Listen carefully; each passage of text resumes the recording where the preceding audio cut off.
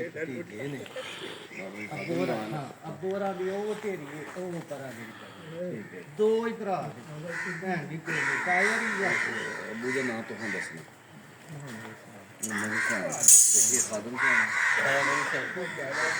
ਵੋਟਾਂ ਦੇ ਸੰਦੇ ਇਹ ਝਾੜੀ ਖੜੀ ਹੈ ਨਾ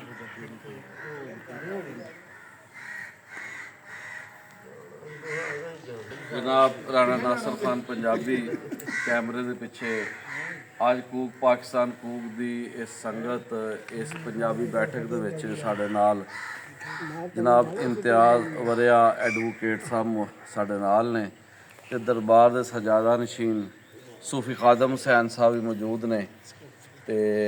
ये जनाब तुहाडे वालदे ग्रामी जिन्हां दी ढेरी चौधरी मुहम्मद हुसैन वरिया ਉਹ ਪਰਾ ਢੇਰੀ ਮੌਜੂਦ ਹੈ ਜੀ ਉਹ ਪਿੱਛੇ ਤੁਸੀਂ ਪਰਾਲੀ ਦੇ ਨਾਲ ਜਿਹੜੀ ਢੇਰੀ ਉਹ 3 ਸਾਲ ਪਹਿਲਾਂ ਪੌਦਾ ਹੋਇਆ ਠੀਕ ਹੈ ਜੀ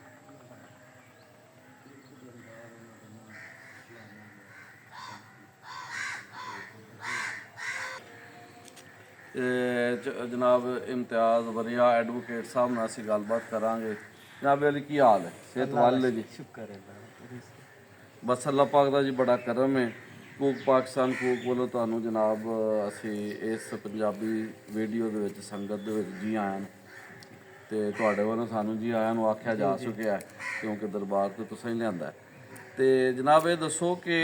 ਜਿਹੜਾ ਮੌਸਮ ਦੇ ਲਿਹਾਜ਼ ਨਾਲ ਇਹ ਜਿਹੜਾ ਮੇਲਾ ਹੈ ਪਹਿਲੀ ਚੇਤਰ ਨੂੰ 14 ਮਾਰਚ ਨੂੰ ਜਿਹੜਾ ਕਲਚਰਲ ਡੇ ਵੀ ਹੁਣ ਮਤਲਬ ਸਾਡਾ ਪੰਜਾਬੀ ਵਸੇਬ ਦਿਹਾੜ ਵੀ ਇਹਨੂੰ ਅਸੀਂ ਪੰਜਾਬੀ ਵਸੇਬ ਦਿਹਾੜ ਵੀ ਆਉਂਦੇ ਹਾਂ ਰਹਿਤਲ ਦਿਹਾੜ ਉਹ ਮਨਾਇਆ ਜਾਂਦਾ ਹੈ ਪੂਰੇ ਪੰਜਾਬ ਵਿੱਚ ਉਹ ਜਿਹੜੀ ਰਹਿਤਲ ਹੈ ਉਹ ਜਿਹੜਾ ਵਸੇਬ ਹੈ ਸਾਡਾ ਪੰਜਾਬ ਦਾ ਉਸ ਦੀ ਅਕਾਸੀ ਦਰਬਾਰ ਸ਼ਰੀਫ ਦੇ ਉਰਸ ਦੇ ਉੱਤੇ ਕਿਸ ਤਰ੍ਹਾਂ ਹੁੰਦੀ ਹੈ ਕੁਝ ਇਸ ਬਾਰੇ ਚਾਨਣ ਪਾਓ ਇਹ ਜੀ ਦੇਸੀ ਸਾਲ ਜਿਹੜਾ ਹੁੰਦਾ ਹੈ ਉਹਦਾ ਪਹਿਲਾ ਮਹੀਨਾ ਹੈ ਚੇਤਰ ਜੀ ਤੇ ਅਲਹਮਦੁਲਿਲਾ ਸਾਈਂ ਅਕਬਰ ਅਲੀ ਸਰਕਾਰ ਰਹਿਮਤੁल्लाह ਅਲੈਹ ਦਾ ਉਰਸ ਮੁਬਾਰਕ ਪਹਿਲੀ ਚੇਤਰ ਨੂੰ ਹੁੰਦਾ ਦੇਸੀ ਸਾਲ ਦੇ ਪਹਿਲੇ ਮਹੀਨੇ ਦੀ ਪਹਿਲੀ ਤਰੀਕ ਨੂੰ ਇਹ ਉਰਸ ਮੁਬਾਰਕ ਹੁੰਦਾ ਹਰ ਸਾਲ ਤੇ ਅੰਗਰੇਜ਼ੀ ਮਹੀਨੇ ਦੇ ਹਿਸਾਬ ਨਾਲ 14 ਮਾਰਚ ਨੂੰ ਜਿਹੜਾ ਨਾ ਇਹ ਉਰਸ ਹੁੰਦਾ ਸਾਈਂ ਦਾ ਅੱਛਾ ਜੀ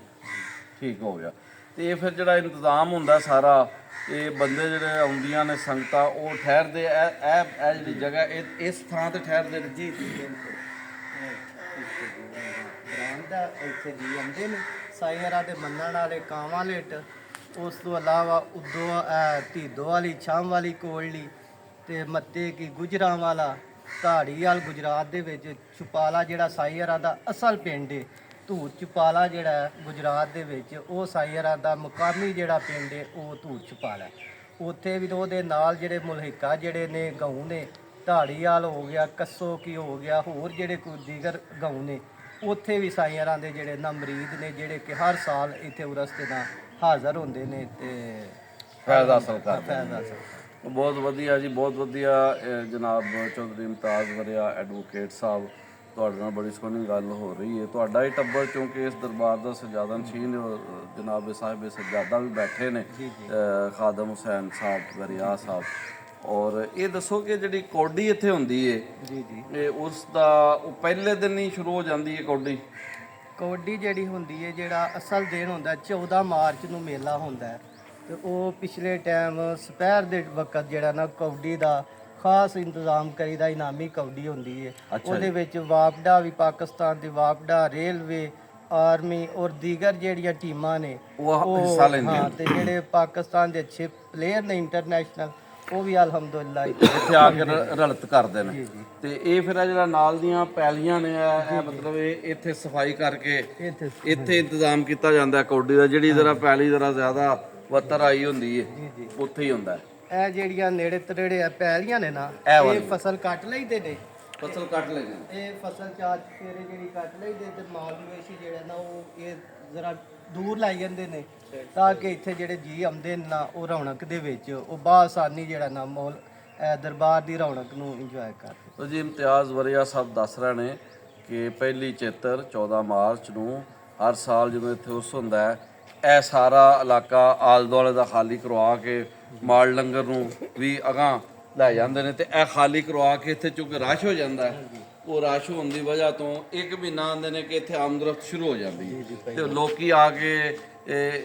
ਉਡੀਕ ਰਹਿੰਦੇ ਨੇ ਯਕਮ ਚੇਤਰ ਨੂੰ, ਪਹਿਲੀ ਚੇਤਰ ਨੂੰ। ਫਿਰ ਪਹਿਲੀ ਚੇਤਰ ਨੂੰ ਜਿਹੜਾ ਇੱਥੇ ਮੇਲਾ ਲੱਗ ਜਾਂਦਾ ਹੈ ਔਰ ਲੋਕੀ ਬੜੇ ਇੱਥੇ ਦੂਰੋਂ ਨੇੜਿਓਂ ਆਉਂਦੇ ਨੇ। ਤੇ ਫਿਰ ਇਸ ਮੌਕਾ ਦੇ ਉੱਤੇ ਜ਼ਾਹਿਰ ਸੰਗਤਾਂ ਆਉਂਦੀਆਂ ਨੇ, ਕਲਾਮ ਪੜ੍ਹੇ ਜਾਂਦੇ ਨੇ। ਪਿੰਡ ਦੇ ਵੀ ਸਾਡੇ ਬੈਠੇ ਨੇ ਬਜ਼ੁਰਗ, ਉਹ ਵੀ ਕਲਾਮ ਪੜ੍ਹਦੇ ਨੇ ਤੇ ਬਾਹਰੋਂ ਵੀ ਲੋਕ ਆਉਂਦੇ ਨੇ ਤੇ ਮੇਲਾ ਸੱਜ ਜਾਂਦਾ ਹੈ। ਲੋ ਜੀ, ਤੁਹਾਡੀ ਮਾਲੂਮਾਤ ਦੇਣ ਦਾ ਬਹੁਤ ਸ਼ੁਕਰੀਆ। ਤੇ ਜਨਾਬ ਵੀਡੀਓ ਨੂੰ ਸਿਆਗਾ ਟੋਰਾਂਗੇ, ਸਭ ਤਸ਼ਰੀਫ ਰੱਖੋ, ਆ ਜਾਓ। ਤੇ ਲੋ ਜੀ, ਅਸੀਂ ਇਹ ਸੈਗਮੈਂਟ ਰਿਕਾਰਡ ਕਰ ਰਹੇ ਹਾਂ ਹੁਣ। ਅਗਲਾ ਸੈਗਮੈਂਟ ਜਿਹੜਾ ਨਾ ਥੋੜੀ ਦੇਰ ਬਾਅਦ